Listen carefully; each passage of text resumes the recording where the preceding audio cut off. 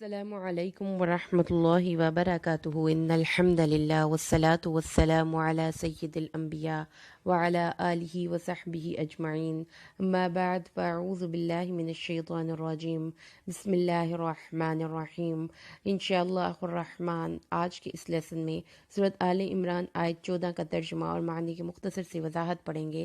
زجنا خوشنما کر دیا گیا لوگوں کے لیے حب الشہوات محبت مرغوب چیزوں کی، من النساء عورتوں سے، والبنین اور بیٹوں سے، والقناطیر المقنطرتی اور جمع کیے ہوئے ڈھیروں سے، من الذهب سونے، والفضة اور چاندی کے، والخیل اور گھوڑے، المسومتی نشان زدہ، والانعام اور مویشی، والحرث اور کھیتیاں، ذالک یہ ہے متاع ساز و سامان، الحیات الدنیا دنیا کی زندگی کا، واللہ اور اللہ کے پاس، عندہ اس کے پاس ہے حسن المآب اچھا ٹھکانہ، لوگوں کے لیے عورتوں سے خواہشات کی اور بیٹوں کی اور سونے اور چاندی کے خزانوں کی اور نشان زدہ گھوڑوں کی اور مویشیوں کی اور کھیتی باڑی کی محبت خوشنما بنا دی گئی ہے۔ یہ سب دنیا کی زندگی کا ساز و سامان ہے اور اللہ کے پاس اچھا ٹھکانہ ہے۔ معزز لسنرز، آج کے اس لیسن میں ہم دنیا کی زندگی میں رہنے کے لیے جو اللہ تبارک و تعالی نے ضروریات رکھی ہیں اور وہ چیزیں جو کہ زندگی میں خوبصورتی پیدا کرتی ہیں اور اس کے اندر شہوت پیدا کرتی ہیں، اور وہ چیزیں جسے انسان محبت محسوس کرتا ہے، آج ہم ان کے بارے میں پڑھیں گے۔ اللہ تبارک و تعالی نے یہاں پہ ہمارے سامنے ایک لسٹ گنوا دی ہے، جس میں کہ اللہ تبارک و تعالی نے فرمایا ہے کہ انسان کو یہ چیزیں مزین کر کے دکھا دی گئیں۔ حب کا لفظی مطلب ہوتا ہے کسی چیز کی طرف دل کا مائل ہونا، یا وہ چیز جو کبھی ختم نہ ہو۔ لائک آپ ایک دانے سے اس کی ایگزامپل ہے، دانہ زمین میں جاتا ہے اور باہر نکلتا ہے، تو اس جیسے کئی دانے باہر نکل آتے ہیں۔ لہٰذا اللہ تبارک و تعالیٰ نے ان چیزوں کی محبت دلوں میں ڈال دی۔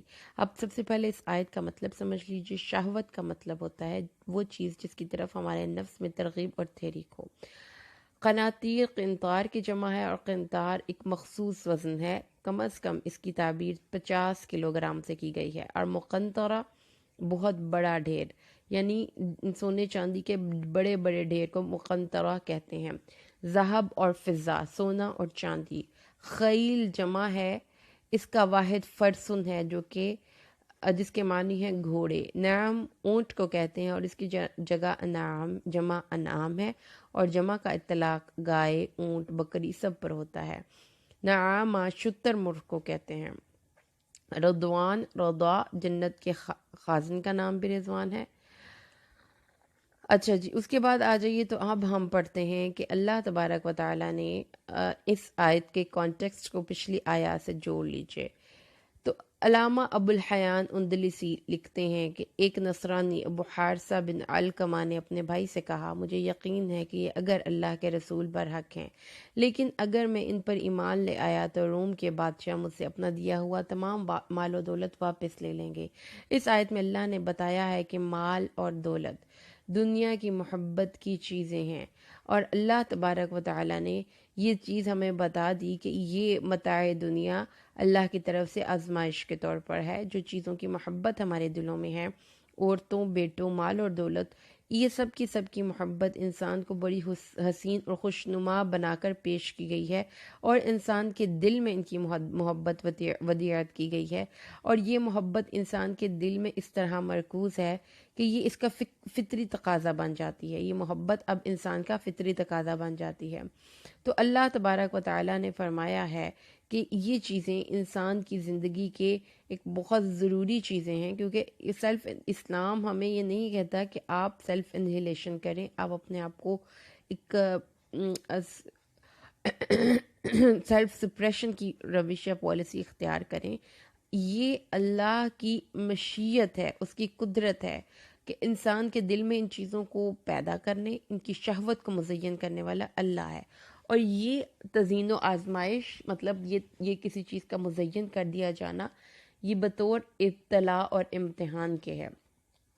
یہ فلسفی کیا ہے کہ یہ چیزیں ہیں، اور اللہ تعالیٰ نے مال، دولت، بیٹے، محبت، یہ گھوڑے، بڑے بڑے سے سونے چاندی کے ڈھیر، ان ساری چیزوں کی طرف انسان کی اٹریکشن رکھی ہے، اس کی ودیعت کر دیا. مطلب آپ یہ سمجھیے کہ کوئی بھی انسان ہے اس کو یہ چیزیں اٹریکٹ کریں گی ہی کریں گی، لیکن وہ کون سے لوگ ہیں جو کہ ان چیزوں میں گم ہو کر یاد الہی سے غافل ہو جاتے ہیں، اور وہ کون سے لوگ ہیں جو ان چیزوں کی محبت میں اللہ کو بھی یاد کرتے ہیں. ان کی محبت اللہ کی احکامات کی اطاعت سے ان کو نہیں روکتی.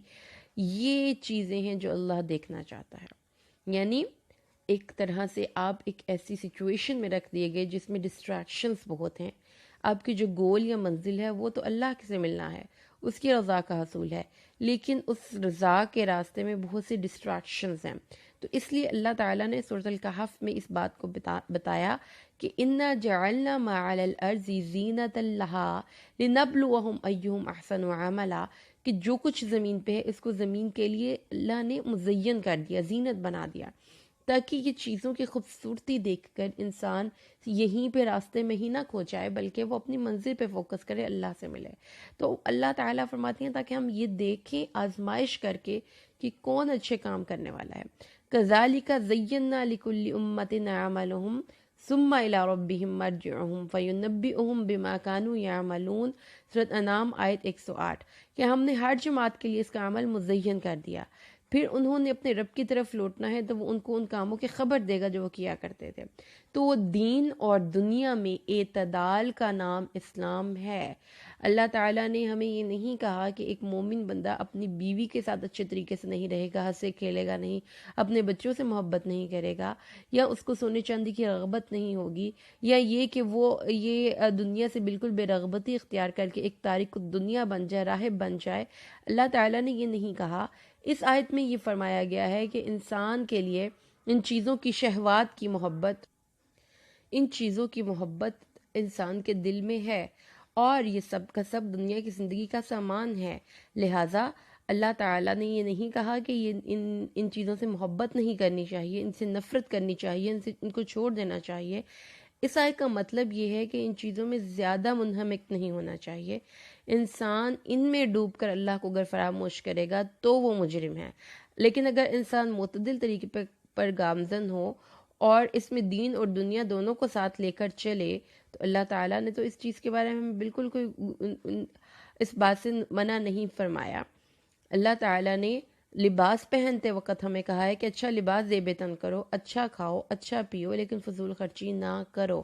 اور اللہ تعالیٰ نے قرآن پاک میں سورۃ الاعراف آیت 31 سے 33 تک ارشاد فرماتا ہے، اے بنی آدم، ہر نماز کے وقت اپنا بہترین لباس زیب تن کر لیا کرو، اور کھاؤ اور پیو اور فضول خرچی نہ کرو، بے شک اللہ فضول خرچ کرنے والوں کو دوست نہیں رکھتا.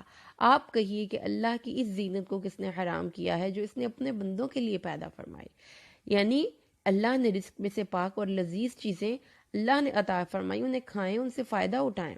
یہ چیزیں ایمان والوں کے لیے دنیا کی زندگی میں اور آخرت میں تو صرف انہی کے لیے ہیں، اور ہم علم والوں کے لیے اس طرح آیات کی تفصیل بیان فرماتے ہیں.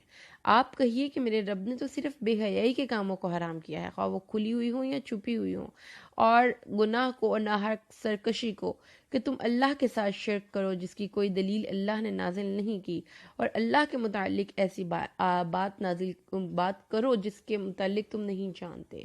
ان آیات میں اللہ نے وضاحت فرما دی کہ زینت کو اور پاک اور لذیذ چیزوں کو اللہ نے اپنے بندوں پر حرام نہیں فرمایا، لیکن ان چیزوں میں اسراف اور حد سے بڑھنے کو حرام فرمایا ہے. اسی طریقے سے اللہ نے بے حیائی کے کاموں کو حرام فرمایا ہے، اور حدیث میں بھی اس چیز کی وضاحت کی گئی کہ جائز طریقے سے اعتدال کے ساتھ دنیا کی زیب و زینت کو حاصل کرنا باعث ثواب ہے.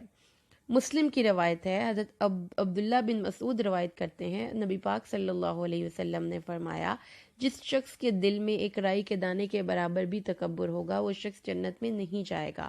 ایک شخص نے کہا، اے اللہ کے نبی، ہر آدمی یہ پسند کرتا ہے کہ اس کا لباس حسین ہو، اس کی جوتی حسین ہو. آپ نے فرمایا، اللہ تعالی حسین ہے اور حسن کو پسند کرتا ہے. تکبر تو حق کا انکار کرنا اور لوگوں کو حقیر جاننا ہے. حضرت عمر بن شعیب اپنے والد سے روایت کرتے ہیں، وہ اپنے دادا سے روایت کرتے ہیں، نبی پاک صلی اللہ علیہ وسلم نے فرمایا اللہ پسند کرتا ہے کہ اپنے بندے پر اپنی نعمت کا اثر دیکھے۔ مسلم کی روایت ہے، حضرت ابو ذر رضی اللہ تعالیٰ عنہ بیان کرتے ہیں رسول اللہ نے فرمایا تم میں سے کوئی شخص اپنی بیوی کے ساتھ رات گزارتا ہے، عمل زوجیت کرتا ہے تو بھی صدقہ ہے۔ صحابہ نے عرض کیا یا رسول اللہ ہم میں سے کوئی شخص محض اپنی شہوت پوری کرنے کے لیے عمل کرے تو بھی اس کو اجر ہوگا؟ آپ نے فرمایا یہ بتاؤ اگر وہ حرام طریقے سے اپنی شہوت پوری کرے تو اس کو گناہ ہوگا، تو اسی طریقے سے وہ حلال طریقے سے اپنی شہوت پوری کرے تو اس کو اس کا اجر ملے گا۔ حدیث نمبر 1375۔ ان حدیث سے یہ واضح ہو گیا کہ جائز طریقے سے اعتدال کے ساتھ دنیا سے بہرہ ہونا اور لطف اندوز ہونا منع نہیں ہے اور بلکہ ثواب کا کام ہے۔ منع کیا ہے کہ انسان صرف دین کے حقوق ادا کرے اور دنیا کے حقوق فراموش کر دے، یا بالکل دنیا کو چھوڑ دے اور دین کو پکڑ لے۔ حضرت بخاری کی روایت ہے، حضرت ابو جحیفہ بیان کرتے ہیں نبی پاک صلی اللہ علیہ وسلم نے ارشاد نے حضرت سلیمان اور حضرت ابو درداء کو آپس میں بھائی بھائی بنا دیا۔ حضرت سلیمان حضرت ابو درداء سے ملنے گئے تو انہوں نے درداء سے کہا کہ حضرت درداء کو میلے کچالے، یعنی کہ حضرت درداء کی جو بیوی تھی ان کو میلے کچالے کپڑے پہنے ہوئے دیکھا، تو انہوں نے ان سے کہا کہ تم نے یہ کیا حال بنا رکھا ہے؟ انہوں نے کہا تمہارے بھائی ابو درداء کو دنیا سے کوئی رغبت نہیں۔ پھر حضرت ابو درداء آئے اور حضرت سلیمان کے سامنے کھانا رکھا۔ حضرت سلیمان سے کہا آپ کھائیں میں روزے سے ہوں۔ حضرت ابو درداء کھڑے ہو کر نماز پڑھنے لگے۔ حضرت سلیمان نے کہا سو جاؤ، اور وہ سو گئے اور تھوڑی دیر بعد اٹھے اور پھر انہوں نے رات کا آخری حصہ نماز ادا کی۔ حضرت سلیمان نے ان سے کہا کہ تمہارے رب کا بھی تم پر حق ہے، لیکن تمہارے نفس کا بھی تم پر حق ہے، تمہاری بیوی کا بھی تم پر حق ہے، سو ہر حقدار کو اس کا حق ادا کرو۔ حضرت ابو درداء نے نبی پاک صلی اللہ علیہ وسلم کے پاس جا کر یہ سارا ماجرا کہہ سنایا تو آپ نے فرمایا سلیمان نے سچ کہا ہے، یعنی بیوی کو اس کا حق دو، مہمان کو اس کا حق دو، نفس کو اس کا حق دو اور اللہ کو اس کا حق دو۔ Life is the name of balance, imbalance نہیں کرنا، ایک چیز کو بیلنس میں لے کر چلیں۔ حضرت عبداللہ بن عمر بن عاص بیان کرتے ہیں نبی پاک نے مجھ سے فرمایا صلی اللہ علیہ وسلم اے عبداللہ کیا مجھے یہ خبر نہیں دی گئی کہ تم ہر روز روزہ رکھتے ہو اور ہر رات کو قیام کرتے ہو؟ میں نے کہا کیوں نہیں یا رسول اللہ؟ آپ نے فرمایا یہ نہ کرو، روزہ بھی رکھو اور افطار بھی کرو، قیام بھی کرو اور نیند بھی لو، کیونکہ تمہارے جسم کا بھی تم پر حق ہے، تمہاری آنکھوں کا بھی تم پر حق ہے، تمہاری بیوی کا تم پر حق ہے، تمہارے مہمان کا تم پر حق ہے، اور تمہارے لیے یہ کافی ہے کہ تم مہینے میں صرف 3 روزے رکھ لیا کرو۔ ہر نیکی کا 10 گنا اجر ہے، تو تمہیں ہر پورے سال یا دہر کے روزوں کا اجر ملتا رہے گا۔ بخاری حدیث نمبر 1381۔ حضرت انس بیان کرتے ہیں نبی پاک صلی اللہ علیہ وسلم کی ازواج مطہرات کے گھروں میں 3 اشخاص حضرت علی، حضرت عبداللہ بن عمر بن عاص، حضرت عثمان بن مظعون نے نبی کریم کے آئے اور انہوں نے نبی پاک صلی اللہ علیہ وسلم کی عبادت کے متعلق سوال کیا۔ جب انہیں خبر دی گئی کہ انہوں نے آپ کی اس عبادت کو کم سمجھا اور سوچنے لگے کہاں آپ اور کہاں ہم، نبی کریم صلی اللہ علیہ وسلم کے تو اگلے اور پچھلے تمام گناہوں کی اللہ نے مغفرت کر دی، تو لہٰذا ان میں سے ایک نے کہا میں تو ہمیشہ ساری رات ہی نماز پڑھوں گا، دوسرے نے کہا میں ہمیشہ ہی روزے رکھوں گا اور کبھی افطار نہیں کروں گا، تیسرے نے کہا میں عورتوں سے الگ رہوں گا اور کبھی نکاح نہیں کروں گا۔ تو نبی پاک ان کے پاس آئے، فرمایا تم لوگوں نے اس طرح کہا، سنو بخدا میں تم سب سے زیادہ اللہ سے ڈرتا ہوں اور تم سب سے زیادہ متقی ہوں، لیکن میں روزے بھی رکھتا ہوں اور افطار بھی کرتا ہوں، نماز بھی پڑھتا ہوں اور رات کو سوتا بھی ہوں اور میں نے نکاح بھی کیا ہے، سو جو شخص میری سنت سے اعراض کرے گا وہ میرے طریقے پر نہیں ہوگا۔ بخاری حدیث نمبر 1381۔ ان احادیث سے یہ واضح ہو گیا کہ عورتوں، بچوں، مال و دولت، اسباب زینت سے جائز طریقے سے اعتدال کے ساتھ فائدہ حاصل کرنا اسلام میں بالکل مطلوب ہے، لیکن اس میں افراط یا تفریط ممنوع ہے کہ آپ بالکل ہی عورتوں سے کنارہ کش ہو جائیں، اپنی بیویوں کی طرف توجہ ہی نہ کریں، یا آپ انہی کی طرف متوجہ ہو جائیں اور آخرت کو فراموش کر دیں۔ یعنی یہ نہیں کرنا کہ دن رات عبادت اور ریاضت میں مشغول ہو کر راہبوں کی طرح تارک الدنیا ہو جائے، اور نہ ہی یہ کہ انہی چیزوں کی محبت میں ڈوب کر دین کے تقاضوں کو فراموش کر دے۔ اسلام نے ان دونوں کے متعلق ہدایات دی ہیں۔ اللہ نے اپنا شکر ادا کیا اور والدین کے شکر ادا کرنے کا حکم دیا۔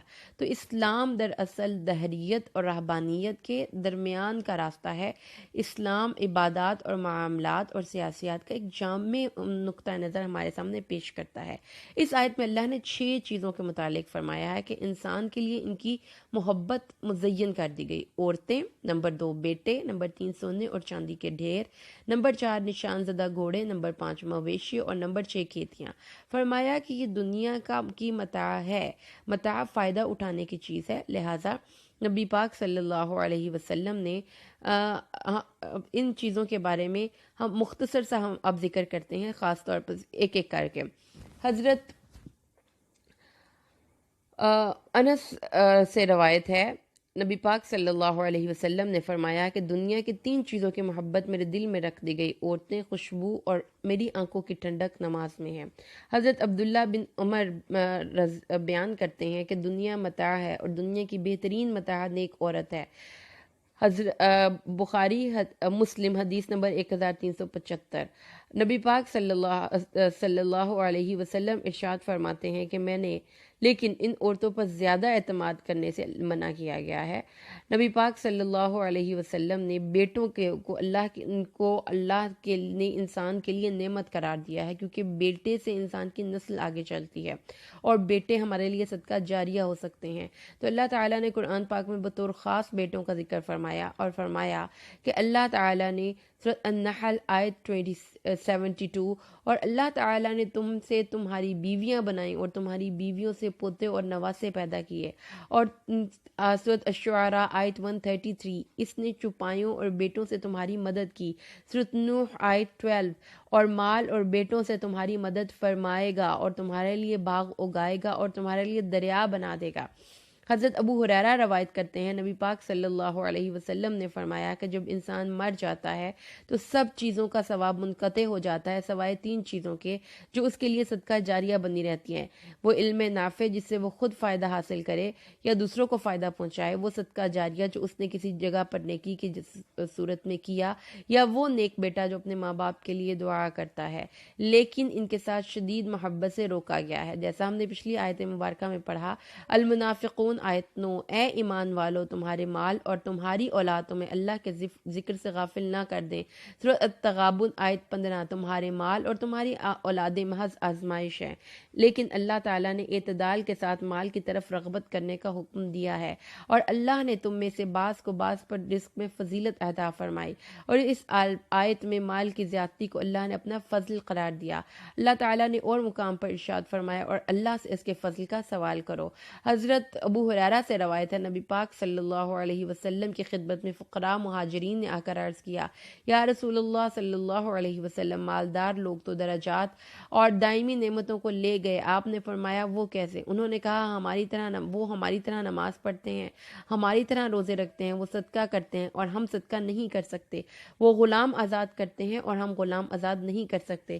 تو رسول اللہ نے فرمایا کہ میں تمہیں کیا ایسی چیز کی تعلیم نہ دوں جس کی وجہ سے تم سبقت کرنے والوں کا اجر پالو اور اس کی وجہ سے تم اپنے بعد والوں پر سبقت حاصل کرو، اور کوئی شخص تم سے افضل نہ ہو مگر وہ جو تمہاری مثل اس کام کو کرے۔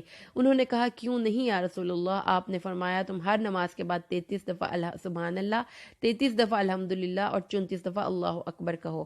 پھر ابو صالح نے کہا کہ پھر فقراء اور مہاجرین نبی پاک کے پاس آئے اور عرض کرنے لگے، ہمارے مالدار بھائیوں کو ہماری تسبیحات پڑھنے کا علم ہوا تو انہوں نے بھی ہماری طرح تسبیحات کہنا شروع کر دیں، تو پھر وہ بھی ہمارے جیسے ہو گئے۔ تو آپ نے فرمایا یہ اللہ کا فضل ہے، وہ جس کو چاہے نوازے۔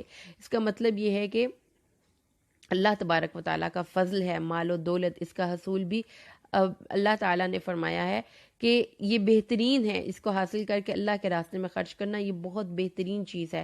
آگے اگر ہم چوپایوں کی اور انعام کی بات کرتے ہیں تو اس کو انشاءاللہ اس لیسن کو ہم اگلے لیسن میں اس کو کمپلیٹ کر دوں گی۔ ان تمام ڈسکشنز کو اللہ سے دعا کرتے ہیں کہ اللہ تبارک و تعالیٰ ہمیں دین کو سمجھ کر پڑھنے کی توفیق عطا